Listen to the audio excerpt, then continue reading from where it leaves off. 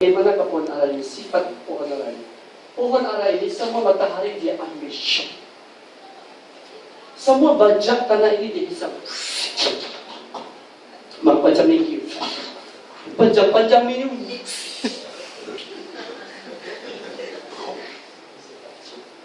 keluar sini. Itu kartun. Sama-sama di dalam. Oh, jangan ingat ini dulu.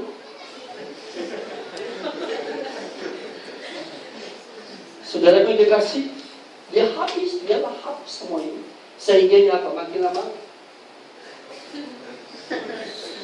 mana baca? Dia bilang, kerjakan. Mereka pergi dengan kurus. Mana boleh? Ikut Tuhan, berdoa banyak. Haleluya. Lama-lama belum. Kenapa? Sebab dia tidak diberi makan yang tepat. Mau tidak mau, dia akan menggunakan metode yang banyak macam, merangsang anak ini, merangsang jemaatnya, supaya apa? Bangkit, sungkan nama Yesus. Kan suara itu semua orang jadi payau. Yes. Pulang dari gereja, aku masih seperti kemarin. Lambe melas, berdoa berapi-api di sini, berasap-asap. Oh, haleluya. Di rumah berdoa, makan berdoa, di rumah tidak bergagal. Di gereja bergagal, saudara. Haleluya.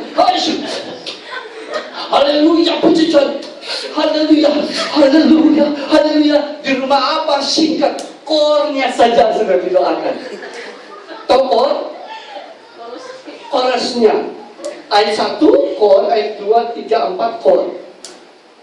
Ada satu nenek di Bunga Raya tempatnya yang Solo tadi.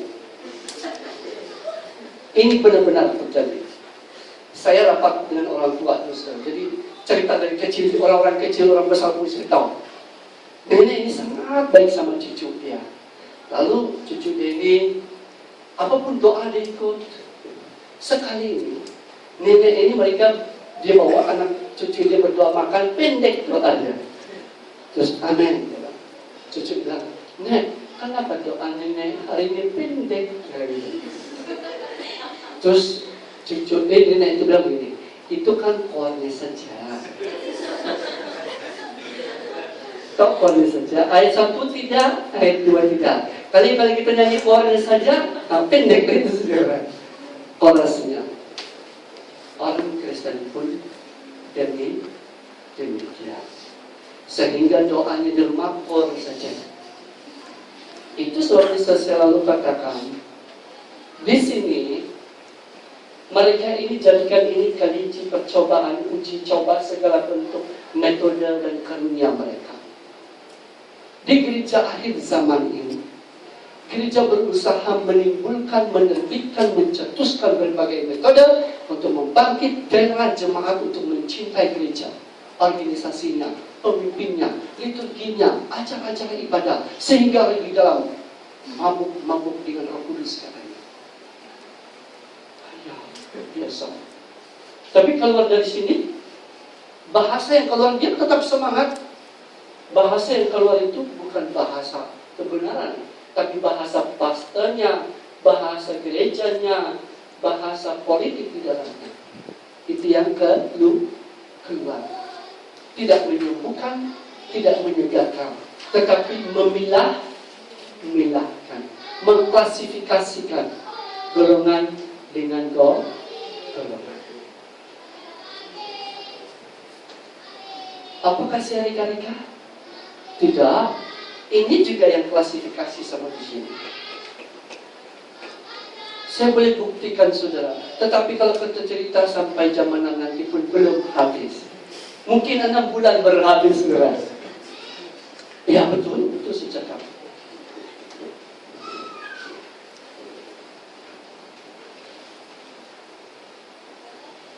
sadar?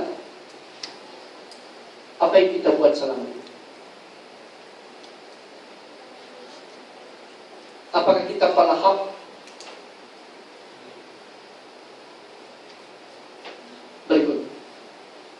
Mereka yang menerima segala berkat, tetapi mereka tidak kasih berkat yang sama di bawah. Mereka yang menerima segala firman, tapi mereka tidak melakukan kebenaran di sini. Kalau kita cek di kitab Malayaki, kitab terakhir perjanjian lama, sungguh menjadikan saudara. Apa yang terjadi kepada mereka? Berkat-berkat yang mulia Tuhan bagi kepada mereka. Apa yang mereka bagi kepada Tuhan? Mana kambing yang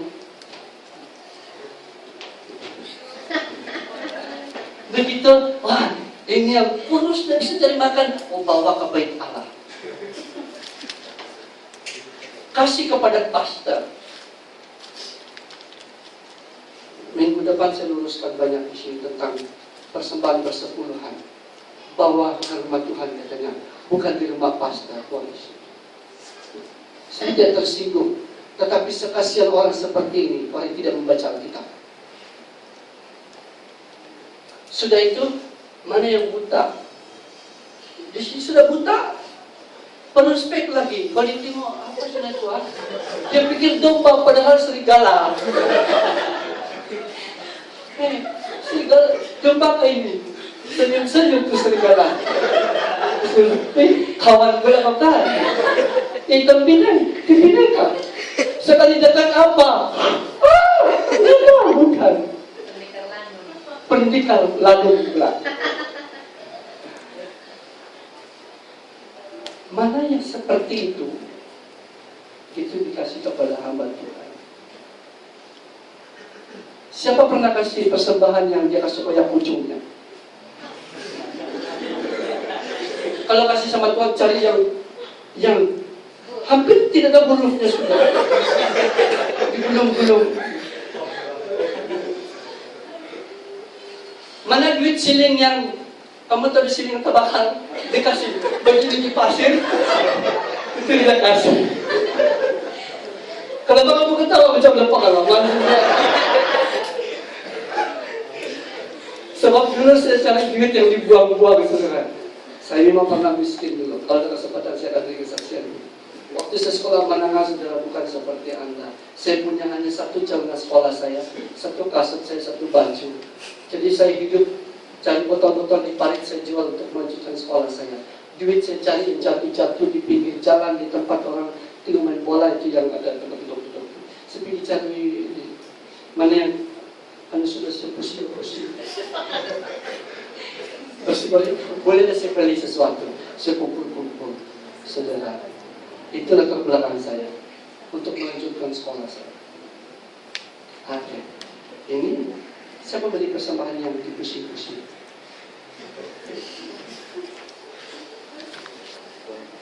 Selalu kita bilang, beli yang terbaik kepada si kata si pemimpin pujian. Ada 50 ringgit di sini, di dalamnya ada 1 ringgit yang dipanas sedikit.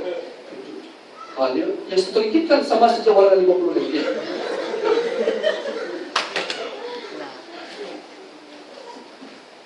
Yang terbaik ini dulu. Padahal 1 ringgit yang paling jelek. Sudah 1 ringgit, di antara 1 ringgit yang paling jelek itu dikasih masuk. Untuk pekerjaan Tuhan, untuk waktu. Oke deh. Kalau untuk bos saya bangun jam 5 pagi. Kalau untuk gereja, saya bangun jam 9 pagi.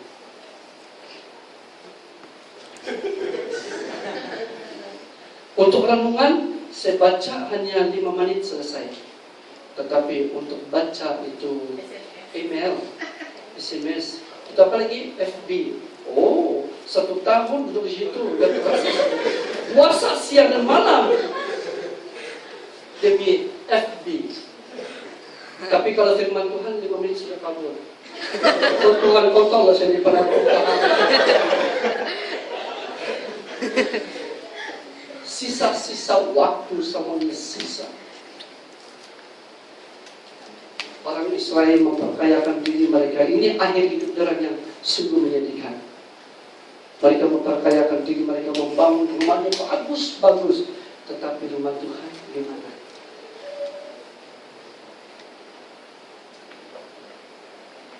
Saya pernah tegur di Bamban. Saya tanya itu pastor. Di Bamban itu banyak orang yang kaya raya, tetapi yang persembahan dikasih masuk 10 sen saja. Orang tinggi sekolah, pilih Krismas. Begitu banyak orang kaya-kaya waktu Krismas, persembahannya kaya. Saya tidak tahu. Saya tanya itu pastor, Pak Pendeta, pendeta sekaya di Labuan. Itu tali pinggang Pak Pendeta yang bila itu. Semalu dia. Pak Pendeta tolong ngomong dengan jujur.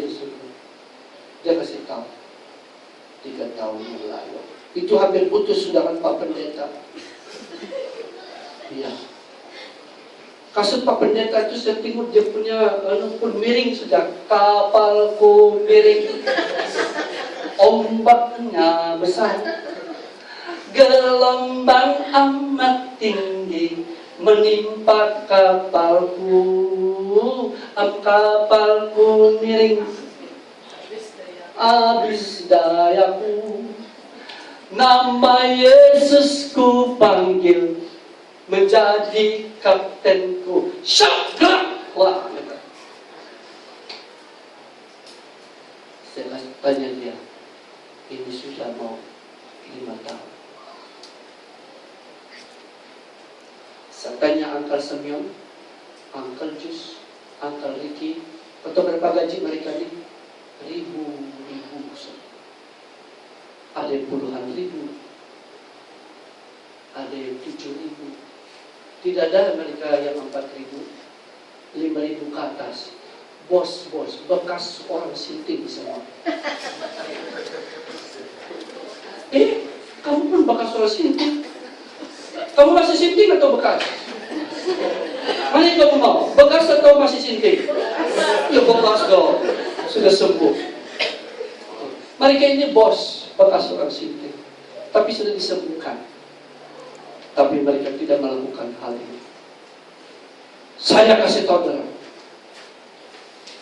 ada satu, dia bos security SFI waktu itu akan pengiran, Tuan pengiran, banyak itu.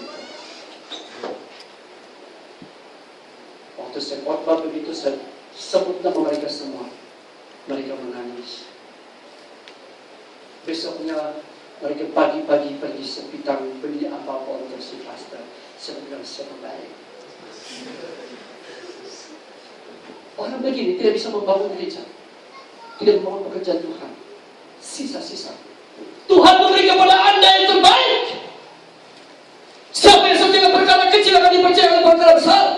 Sebelum kau punya apa-apa, apakah Tuhan tidak memberi kau kelimpahan? Apakah kau pernah kekurangan? Apa yang kau pernah jadi pengemis?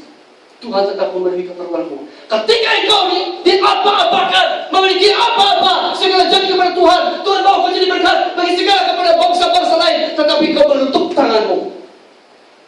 Sehingga kebenaran Allah, janji Allah tidak dapat disalurkan melalui hidupmu. Kata Tuhan kepada bangsa Israel. Begitu juga di Banten, begitu juga di RSCM. Apakah mujizat itu masih berlaku?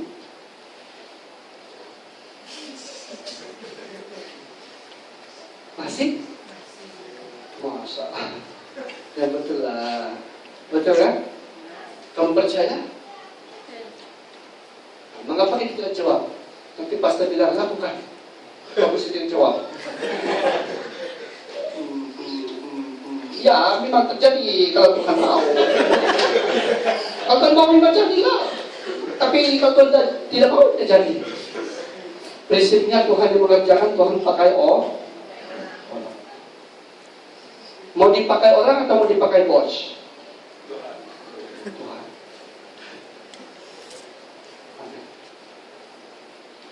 Mari kita ubah. Yang tidak pernah orang dengar dari dirimu, yang tidak pernah orang fikir tentang dirimu, yang tidak pernah orang bayangkan apa yang terjadi melalui hidupmu.